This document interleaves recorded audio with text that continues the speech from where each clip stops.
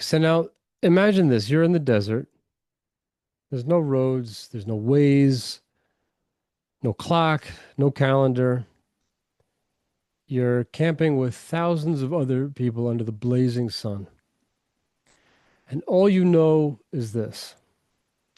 When the cloud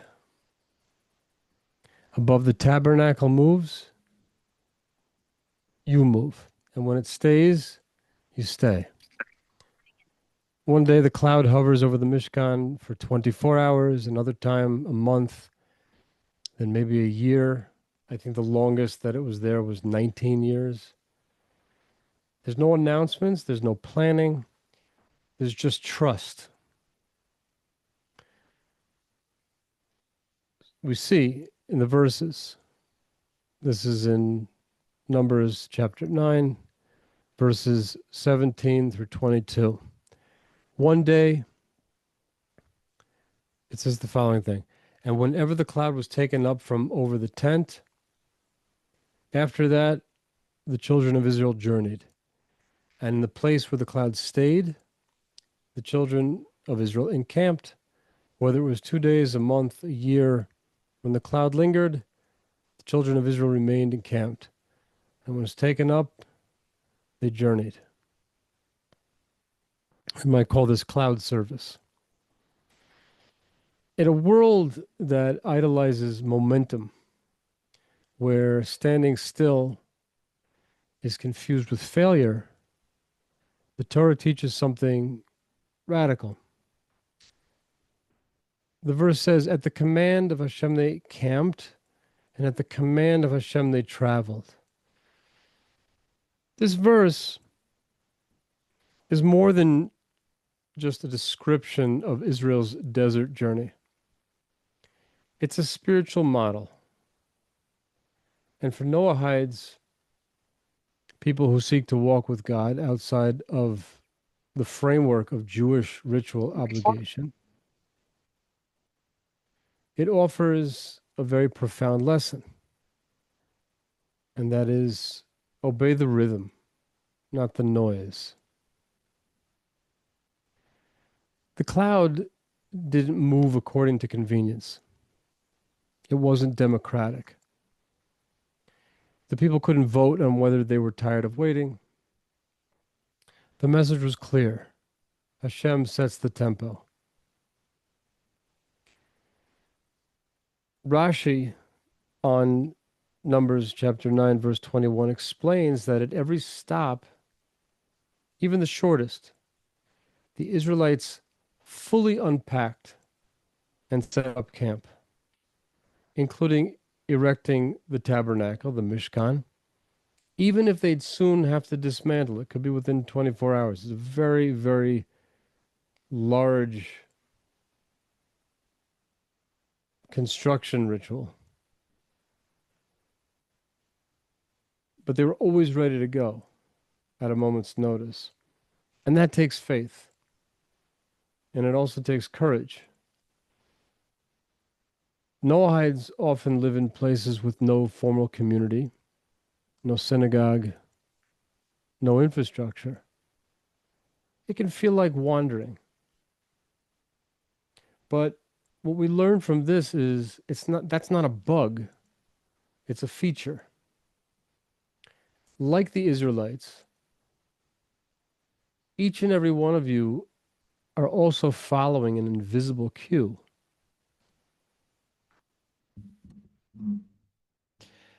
The lesson is move with God, not ahead of him, not behind him, with him. Unlike Jews who have a halachic calendar, Shabbat, holidays, rituals, Noahides are not bound to those rhythms. And that can feel disorienting for anybody looking for a type of spiritual stability. But it offers a unique gift, which is the freedom to build personal structure in sync with conscience and clarity. The Ramchal writes in Mesilat Yesharim, chapter 7, Zrizut, and he's going over different qualities, different character attributes that a person can develop. One of them is Zrizut, which is usually translated as alacrity, but it's like the willingness to work diligently and seriously at a spiritual task. He says that Zrizut is not haste. It's the product of clarity, not pressure. But it's about always being ready to do the thing that the moment calls for.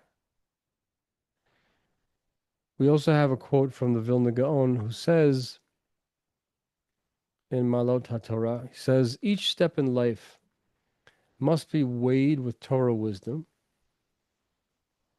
for every step forms the path to eternity. What is this teaching us? It's teaching us that everything we do is meaningful. Everything we do registers in the cosmic order. And so our lives should be lived deliberately and thoughtfully, not under pressure, although sometimes that's unavoidable. It's not a matter of feeling like this constant anxiety to live spiritually. But it's a kind of a willingness to get down to the business of things. What we find from these teachings is that each movement should never be reactive. It should be conscious, chosen, and rooted in the desire to do God's will. It's the product of clarity and not pressure. Now, that's not easy to come by, of course. I mean, we don't always know what's the right thing to do in a given moment, which is why, it's important to have somebody that you can consult for those things. But again, we're looking for signs. We're looking for direction.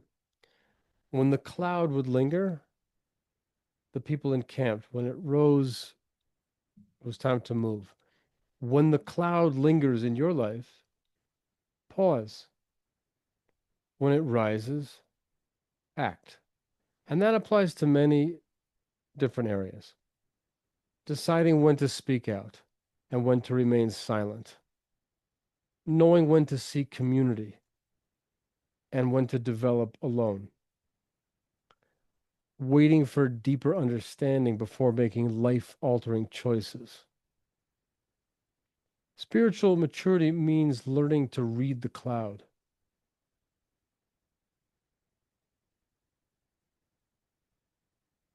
This stands in contrast a bit to another principle that we saw in our shir on Noahides and Sabbath observance. There, the verse stated, this is in Genesis chapter 8, verse 22, while the earth remains, seed time and harvest, cold and heat, summer and winter, day and night shall not cease. There, in that verse, is an expression of the world being promised a steady rhythm. You have the cycles of nature, which are reliable and are reassuring. Rashi, on that verse, and then later Rabbi Moshe Feinstein, blessed memory, derive from this verse that non-Jews are not permitted to create or adopt Sabbath-like rituals, since their role is to sustain the ongoing rhythm of creation. As the verse says, they shall not cease.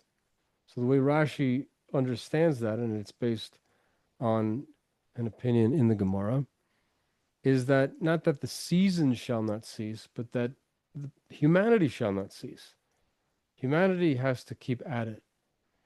And by contrast, the Jewish people are commanded to interrupt this rhythm with a form of sacred rest, which is a sign of covenant and transcendence. But that's kind of like a novelty. Without an express command to observe the Sabbath,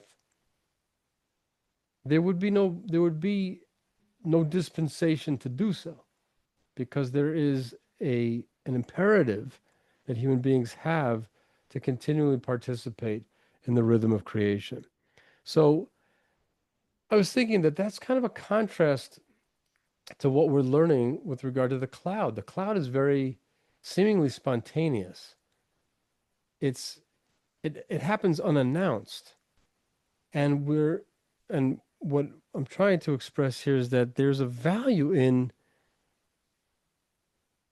seeing how Hashem is moving in your life, and where the signs seem to be pointing, where the arrows seem to be pointing, and following that direction, developing a sense of that.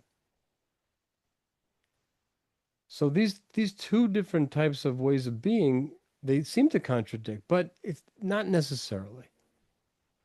In this parsha in Beha'Alotecha, we're reminded that while nature's rhythms are stable, and generally it's a good idea to live accordingly, the spiritual path of the individual, especially for those without fixed mitzvot like Noahites, is not always regular. Divine guidance doesn't always follow a predictable schedule. I mean, our lives change. There's so many things that go on in life, so many different curveballs that are thrown at us, whether that's world events or events that take place in our personal lives, challenges, choices that are laid before us. It happens. And it requires a sensitivity to a sense of inner calling, to trust in Hashem's timing, and an awareness that obedience is not about routine, but responsiveness. And in this tension between constancy and responsiveness, the cycle of seasons that never cease versus the cloud that may rise today, might rise 10 years from now, a deep spiritual dignity emerges. One that does not depend on ritual sanctity, but on relational fidelity. So imagine you have a Noahide person in South America who yearns for community but doesn't find one. And instead of despairing, builds a small online group that meets monthly to study the 7 laws or for other purposes. And he waits until the right voices gather. It's not just about picking up people like a lint brush, but people who actually are going to be able to form a community together and to be productive and to contribute to each other's lives. And that's the path to thriving spiritually as a community. A woman in Eastern Europe, drawn to Torah values, quietly studies for 2 years before she tells her family. When she finally did, she was able to answer questions without tension because she took the time to develop on her own before communicating this message to the world. So her restraint, her waiting for that cloud to rise, became her strength. A popular YouTuber decides not to post weekly Torah videos just to please the algorithm. Instead, he posts only when he feels the message is spiritually clear. And what's the result? His audience is smaller, but they're far more engaged. They're in. Now, we see many well-meaning seekers rush into activism or theological debates online before they've grounded themselves. I would say that's 90% of all the craziness that you find online and in cyberspace and on social media. And the result is burnout, conflict, and disillusionment. So, what is the Torah telling us? Camp when the cloud stays. Sometimes staying still is the holiest move you can make. The Baal Shem Tov teaches, whatever a person sees or hears is a message in his service of God. We see that from a verse in the Psalms, Hashem tzilcha al yad yaminecha. Hashem is like the shadow at your right hand. Whatever you do, the shadow does. So in a certain sense, it's in reverse. We have to follow the shadow. We have to see which way the sun is casting it, where it's headed. So what does it mean in the context of Beha'Alotecha? Because even the pauses in your life, the jobs that didn't work out or the relationships that didn't progress or the communities that weren't ready, these are spiritual messages to you. Waiting is not nothing. Waiting is worship. And social media culture preaches the opposite of cloud watching. Right? The message is speak your truth now. Post daily or you'll be forgotten. Take a side or you're complicit. But the Torah teaches a different type of courage. It's the courage to be still, the courage to be quiet until it's time to speak. We see at the end of the Parsha that Miriam and Aaron speak against Moses, and their speech is not evil per se, but it's premature. It lacked full understanding and resulted in disaster, as we can see at the end.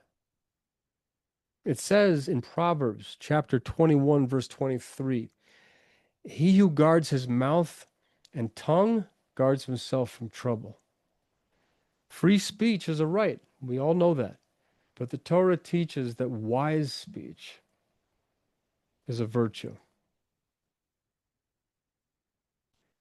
So finally, we return to the metaphor of the journey. The Torah doesn't say if you understand the reason, then move. It says at the command of Hashem, they moved. For Noahides, this can be really empowering. You may not have fixed prayer liturgies or calendars, but you are invited to live a life of spiritual listening. When the moment calls for action, rise. When the moment calls for retreat, rest. When the way is unclear, wait until the cloud lifts. Beha'Alotecha,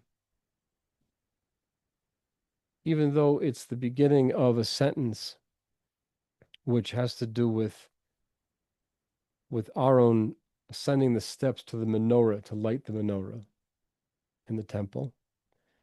Beha'Alotecha means when you cause to ascend.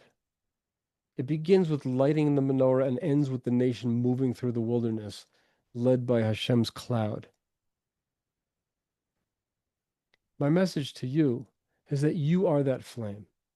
You are that traveler. And if you feel unsure, if the path is hidden, that's not failure. That's sacred waiting.